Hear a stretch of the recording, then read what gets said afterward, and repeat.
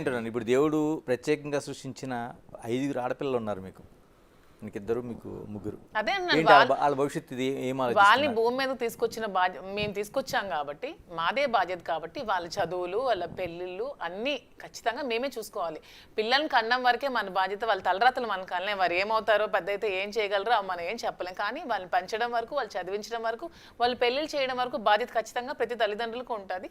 ఆ బాధ్యత మేము తీసుకుంటాం అంతే. దానికి మించి ఇంకేం చేస్తాం? పిల్లలకి వాళ్ళు చదివిస్తాం. ఈ నిర్ణయం వల్ల వాళ్ళ ఎఫెక్ట్ కాకూడదు. మీకు ఇంకా ఒక బాధ్యత ఉన్నట్టుంది. ఇంకొక పాప పెళ్లి ఉంది, శ్రీనివాస్ గారు. ఆమె పెళ్లి ఫస్ట్ ఆమె మ్యారేజ్ చేస్తాం. ఆమె మ్యారేజ్ కోసమే డబ్బులు ఫస్ట్ సంపాదించిస్తాం. మా పిల్లలు ఇంకా చిన్న పిల్లలు ఇంకా ప్రెజెంట్ చదివిస్తాం. వాళ్ళ పిల్లలకి ఇంకా చాలా టైం ఉంది. వాళ్ళు మ్యారేజెస్ చేస్తాం అంతే. అంత there is no secrecy and there is no jealousies and egos and cunning thoughts. ఎలాగంటే చట్టపరంగా ఒక అంగీకారం వచ్చిన తర్వాత, మీకు లైన్ క్లియర్ అయిన తర్వాత ఇద్దరు చట్టపరంగా వస్తుందా రాదా అన్నీ అనవసరం అని చెప్తున్నాను కదా. మా ఇద్దరం మానసికంగా పెళ్లి అయిపోయింది. మా ఇద్దరం భార్యాభర్తలమే. దీన్ని ఎవ్వరు ట్రోల్ చేయాల్సిన అవసరం లేదు.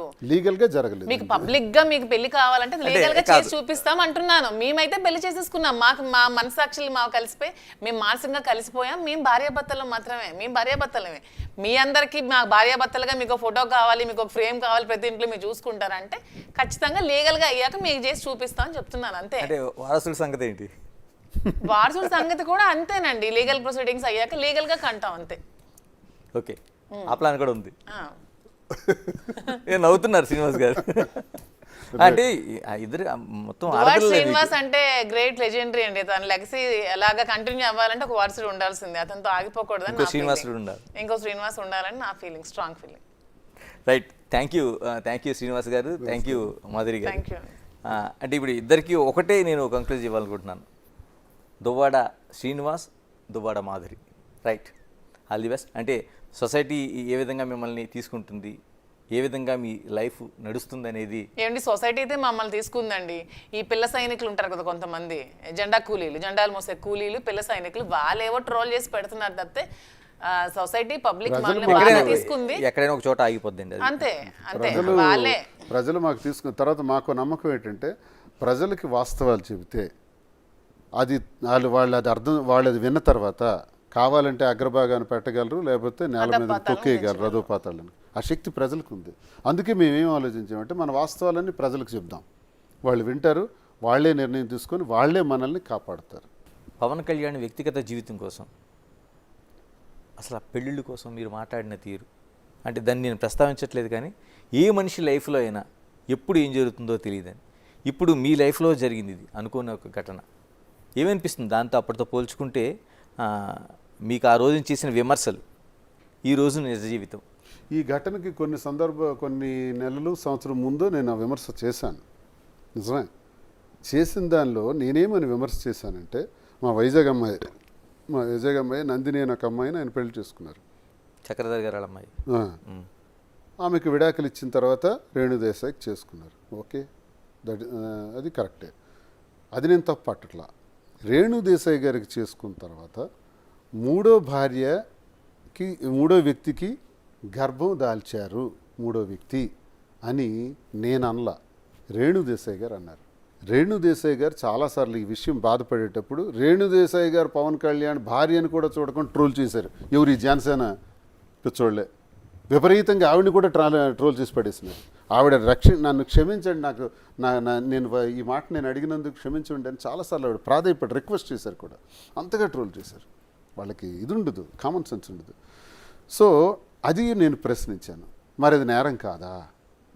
ఎప్పుడైతే మూడో స్త్రీతో గర్భం దాల్చారో ఆ తర్వాత కొద్ది రోజుల తర్వాత ఇది జరిగింది. ఏది? ఈ రెండో భార్యతో విడాకులు అనేది జరిగింది. ఆ తర్వాత ఇప్పుడు మూడో భార్యకి పెళ్లి చేసుకున్నారన్నది ఇప్పుడు చేసుకోవచ్చు, నేను కాదనట్లే. ఈ విషయాన్ని నేను అడిగాను. అయితే మరి మీరు ఇన్ని అన్నారు కదా, మీ జీవితంలో ఎలా జరిగింది కదా అంటే, నా జీవితంలో జరిగింది ప్రతి ఒక్కటి చెప్పాను ప్రజలకి.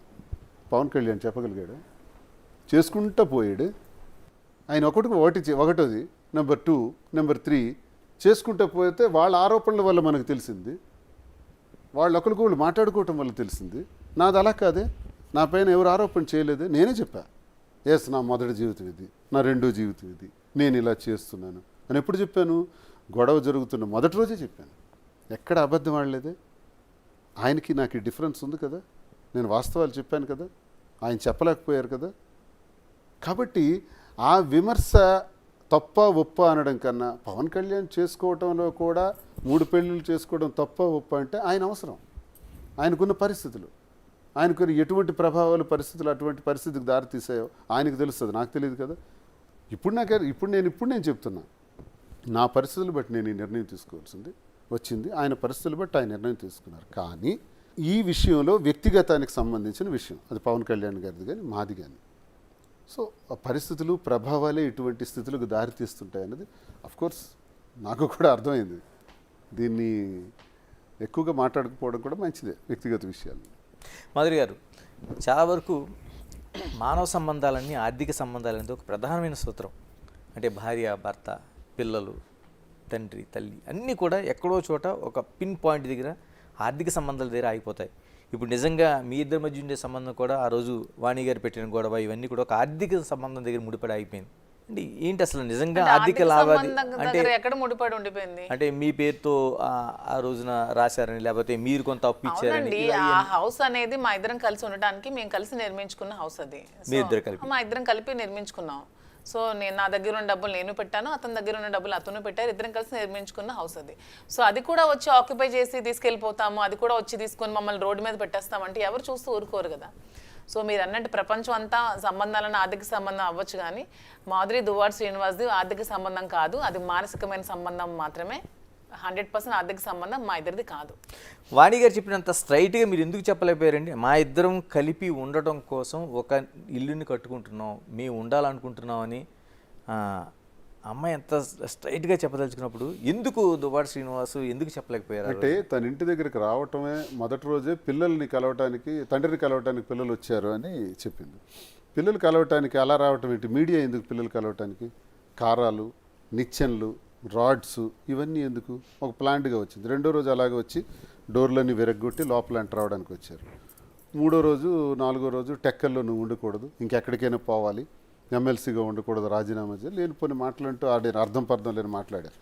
లాస్ట్గా ఆమె ఏం చెప్పారంటే ఇంటిలోకి నేను ఎలాగైనా వస్తాను అని చెప్పారు. అప్పుడు ఇంటి సందర్భం వచ్చింది, ఇల్లు నాకు కావాలి అన్నది. ఇల్లు నీకు కావాలి అనుకునేటప్పుడు ఇల్లు నాది కాదు ఇది అంటే. నేను ఇంకోటి చెప్పాను, ఎప్పటికైనా నా తరం తర్వాత నేను అయిపోయిన తర్వాత పిల్లలకి వస్తుంది, ఎక్కడికి వెళ్ళిపోతుంది. కానీ మీరు అది అంతవరకు ఆగలేదే, ఆగకుండా ఇల్లు కూడా నాకు ఇచ్చేయాలి అనేటప్పుడు ఆ ఇల్లు కట్టడంలో తన భాగస్వామ్యం కూడా ఉంది. కాబట్టి నేను ఆ ఇల్లు ఎలా ఇవ్వాలి? అప్పు తీర్చేనే ఇవ్వాలి, ఆ అమ్మాయికి డబ్బులు మళ్ళీ నేను అందించి రిజిస్ట్రేషన్ చేయాలి. అలాంటి పరిస్థితుల్లో నేను రిజిస్ట్రేషన్ చేయలేను. కాబట్టి ఉన్న ఆస్తులన్నీ చేసేస్తాను, ఇదొక్కటి మాత్రం నేను ఇవ్వలేను అని నేను చెప్పాను. వినలేదు, దానికోసమే గొడవ పెట్టారు. గొడవ పెట్టేటప్పుడు మరి ఇంకెందుకు, అప్పుడు డబ్బులు ఇచ్చే పరిస్థితి నా దగ్గర లేదు కాబట్టి వెంటనే ట్రాన్స్ఫర్ చేసేసాను, మాధురి పేరుని ట్రాన్స్ఫర్ చేశాను. ఇది జరిగిన కథ. ఇప్పుడు అది నేను ఇవ్వకపోతే ఆమె పేరున మరి ఆ డబ్బులైనా ఇవ్వాలి కదా, లేదా వాణి అయినా ఇచ్చే డబ్బులు తీసుకోవాలి. తను చెప్పారు నాకు 2 కోట్ల వరకు నేను ఇచ్చాను, శ్రీనివాస్ గారు తిరిగి ఇవ్వాలనే ఉద్దేశంతో నేను ఇవ్వలేదు, వాణి అయినా సరే నాకు ఆ డబ్బులు ఇచ్చి తీసుకోవచ్చు అని చెప్పారు. మరి ఎందుకు ఆ పని చేయలేదు ఆమె? మరి ఆ అప్పు ఎలా తీరుస్తాం ఆమెది? కాబట్టి ఇల్లు రాశాను. ఇలాగ జనాల నుంచి, పబ్లిక్ నుంచి, అంటే ఆ రోజున మొదట జరిగిన ఘటన దగ్గర నుంచి ఇప్పటివరకు చూసుకుంటే పబ్లిక్ యాక్సెప్టెన్సీ మీకు ఎలా ఉంది? అంటే ఆ రోజు నిజంగానే చాలా వరకు ఒక ఆశ్చర్యకరమైన విషయంగా చూశారు. అంటే శ్రీనివాస్ గారు ఏంటి, మాధురి గారు అనే ఒక ఆవిడతో సంబంధం ఏంటి అనేది ఒక పెద్ద చర్చ అన్నది. రాను ఏమనిపిస్తుంది మీకు? అంటే పెద్ద చర్చ నుంచి రాను జనాలు నిజాలు తెలుసుకోవడం స్టార్ట్ చేశారు. సో వాళ్ళు కూడా యాక్సెప్టెన్సీ ఉంది, మమ్మల్ని ఎక్కడికైనా చాలా ప్రేమతో ఆదరిస్తున్నారు. అసలు వాళ్ళ ఇంటి ఆడపిల్ల నన్ను చూసుకుంటున్నారు. నాకు కొన్ని దగ్గర నాకు కళ్ళు చెమర్చే సిచ్యువేషన్స్ కూడా నాకు ఎదురయ్యాయి. ఒకరోజు ఒక బ్యూటీ పార్లర్కి వెళ్తే ఫారెన్ నుంచి ఒక ఆవిడ వచ్చారు. అంటే ఆవిడ వైజాగ్ ఆవిడ, అక్కడ అడ్వకేట్ తను. నా కోసం ఒక 2 hours వెయిట్ చేసింది నన్ను కలవడానికి. వెయిట్ చేసి వాళ్ళ ఇంటికి తీసుకెళ్ళి నన్ను ఒక ఆడపిల్లలా ట్రీట్ చేసి పంపించి చీర బొట్టు అన్నీ పెట్టి పంపించడం జరిగింది. ప్రతి ఒక్కరు కూడా వాళ్ళ ఇంటి ఆడపిల్లలా నన్ను ఆదరిస్తున్నారు. అవన్నీ చూస్తే నాకు చాలా హ్యాపీగా అనిపిస్తుంది.